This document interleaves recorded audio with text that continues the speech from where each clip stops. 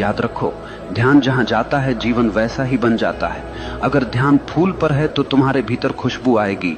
अगर ध्यान कांटे पर है तो तुम्हारे भीतर चुभन पैदा होगी। अगर ध्यान रोशनी पर है तो भीतर उजाला होगा। अगर ध्यान अंधकार पर है तो भीतर अंधेरा भर जाएगा। ये तुम्हारे ऊपर है कि तुम किस ओर देख रहे हो। जरा एक उदाहरण सोचो, दो आदमी बाजार से गुजर रहे हैं। एक की नजर सड़क पर गिरे कूड़े पर है। वो कहता है, देखो कैसी गंदी सड़क है, कितना बदबूदार शहर है।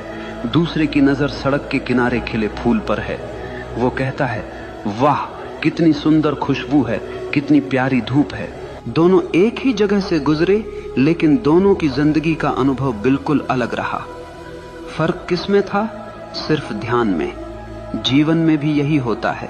तुम्हारे चारों तरफ अच्छाई भी है, बुराई भी है, रोशनी भी है, अंधेरा भी है, प्यार भी है, नफरत भी है, लेकिन तुम्हारा ध्यान किस पर है यही तय करेगा कि तुम्हारी जिंदगी कैसी होगी।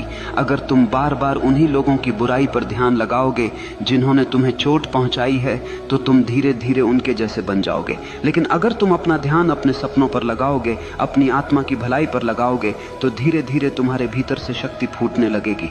यही कारण है कि महान लोग कभी दूसरों की आलोचना पर ध्यान नहीं देते। वे जानते हैं कि उनका ध्यान सबसे कीमती है, और जो चीज सबसे कीमती होती है उसे बेवजह बर्बाद नहीं किया जाता। अब सोचो, अगर तुम्हारे पास एक हीरा हो तो क्या तुम उसे किसी गटर में फेंक दोगे? नहीं ना। तो फिर अपना ध्यान जो हीरे से भी कीमती है, क्यों तुम दूसरों की गंदगी में फेंक दे